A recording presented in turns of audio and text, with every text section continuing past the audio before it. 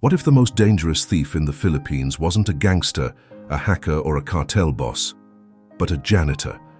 In the financial heart of Manila, inside the glass walls of the Philippine International Bank, billions of pesos moved every single day. Politicians, celebrities, foreign investors, they all trusted this bank with their fortunes. Security cameras watched every angle, armed guards patrolled every floor, and the vault beneath the building was said to be impenetrable. Yet, in the middle of this fortress of wealth, there walked a man who seemed invisible. His name was Ernesto de la Cruz, a janitor who pushed his cleaning cart through the marble halls, while the rich and powerful rushed past him without a second glance. For 12 long years, Ernesto polished the floors, emptied trash bins, and scrubbed windows. Nobody suspected that as he worked, his eyes were studying everything. He memorized the security patrols. He noticed which executives left their computers unlocked. He learned the rhythm of the alarms, the blind spots of the cameras, and the one vault door that took 2 extra seconds to seal shut. By day, Ernesto was just another poor Filipino struggling to provide for his family.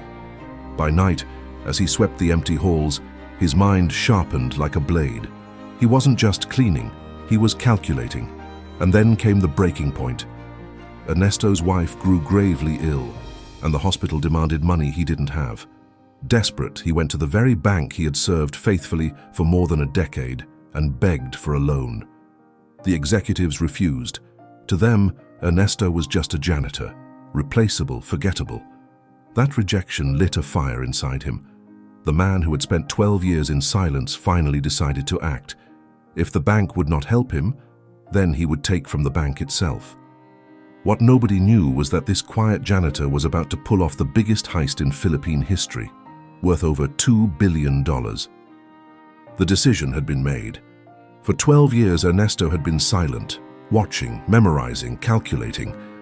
But now, silence was no longer enough.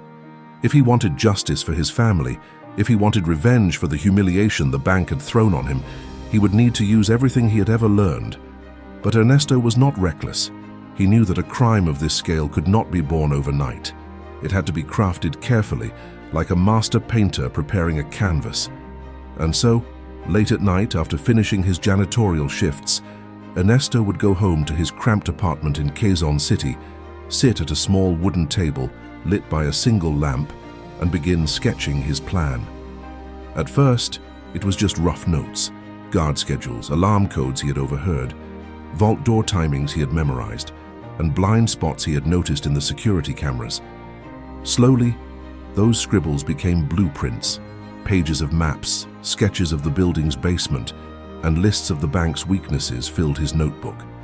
But Ernesto also knew one simple truth: no man could move $2 billion alone. He would need help. Carefully, he began seeking allies, but not the kind who would attract attention.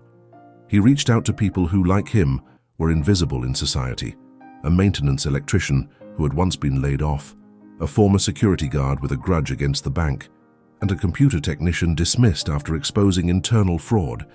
Each man had a reason to hate the institution. Each man understood the risks, and each man owed Ernesto a silent debt of loyalty. They formed an unlikely crew, 4 men society ignored, 4 men who walked past unnoticed every single day. Yet together, they began to shape a plan that no billionaire executive could have imagined. The heart of the blueprint was the vault. Buried beneath the skyscraper, it was said to be impenetrable, sealed with steel doors weighing several tons, and guarded by motion detectors and biometric scanners. But Ernesto had discovered its weakness. For years, he had watched as armored trucks arrived at the loading docks in the early morning hours. He saw how cash shipments were counted, processed, and transferred. He noted the pattern. Thursday nights were always the busiest, with billions prepared for weekend transfers. And most importantly, he knew that for exactly 8 minutes between 2 security shifts, the vault floor was under the control of only 2 guards. The plan began to unfold like a puzzle. The electrician would ensure certain lights and cameras would malfunction for a short period. The ex-security guard would provide access codes from his years of service. The computer technician would manipulate the digital logs, erasing their tracks.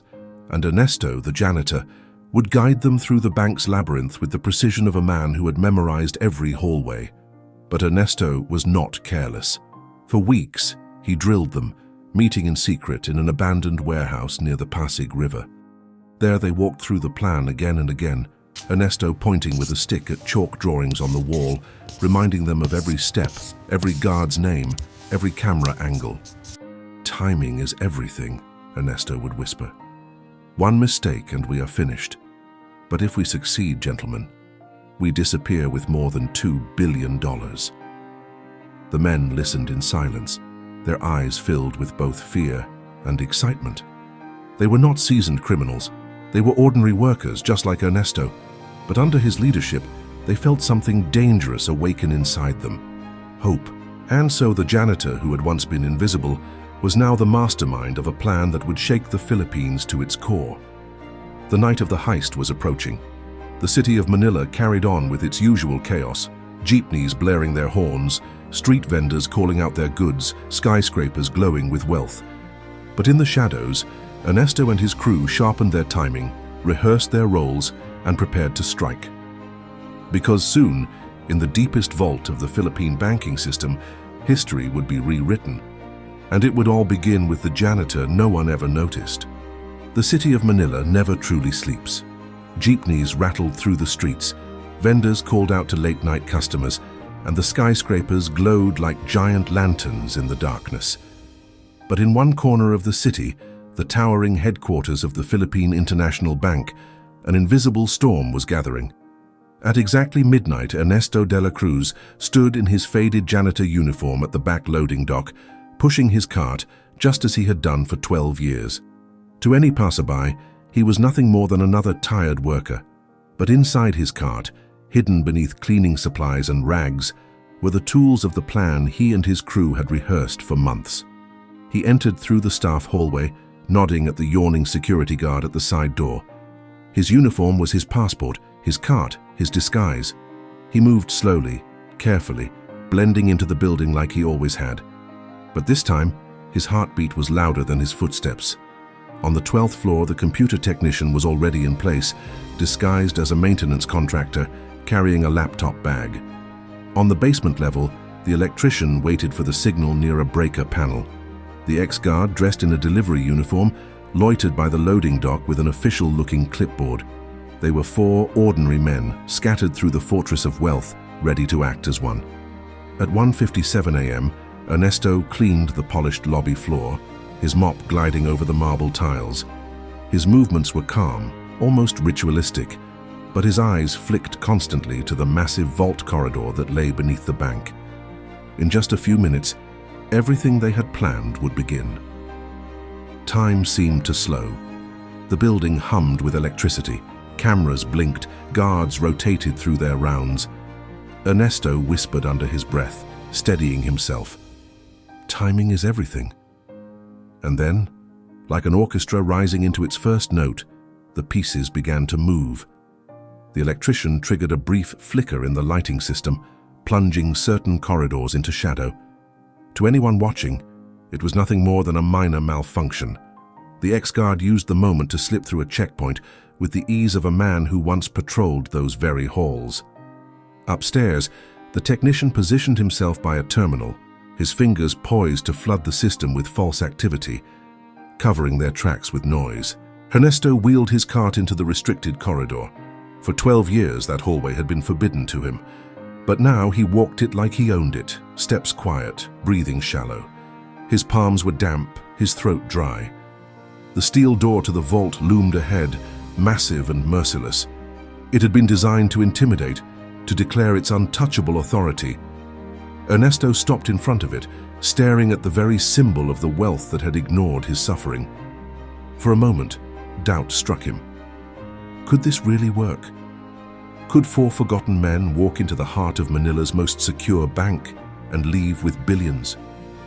Behind him, the muffled cough of the ex-guard broke the silence. Ernesto turned his head slightly, saw the man's trembling hands and gave a slow nod. They were past the point of no return.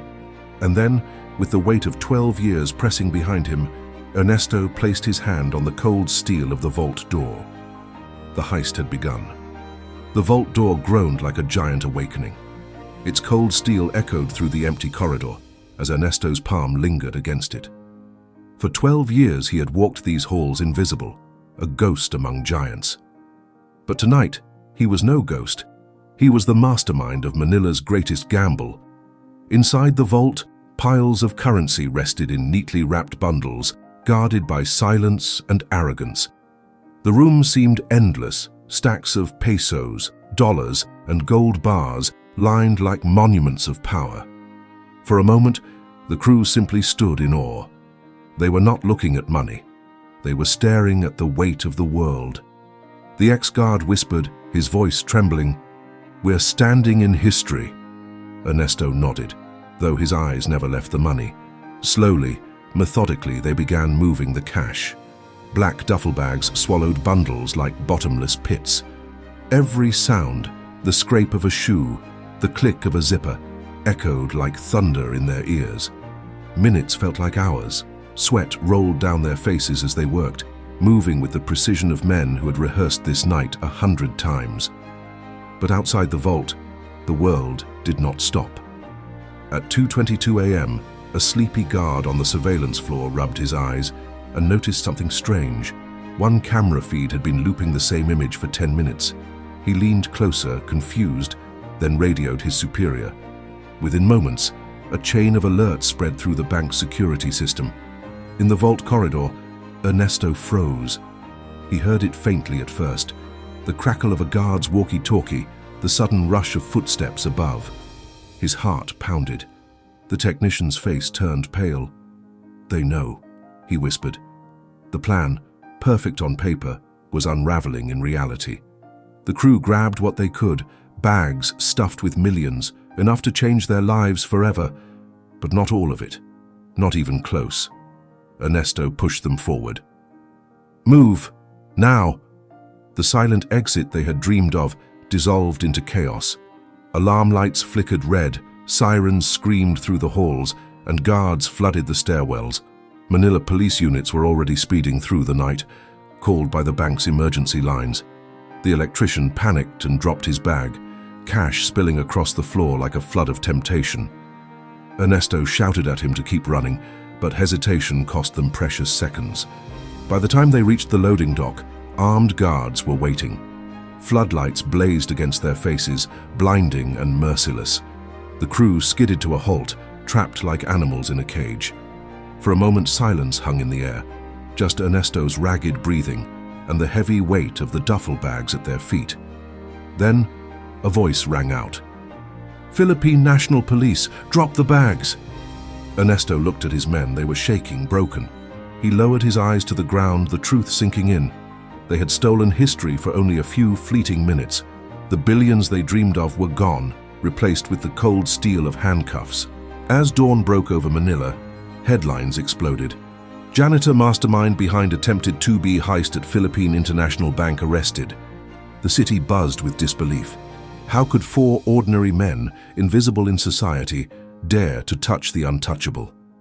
Ernesto sat in the back of a police van, wrists bound, watching the sunrise paint the city gold. He thought of his wife in the hospital, of the years of being ignored, of the fire that had burned in his chest. But now, the fire was gone. The Philippines had caught him. The country he had tried to outsmart had reminded him of a simple truth.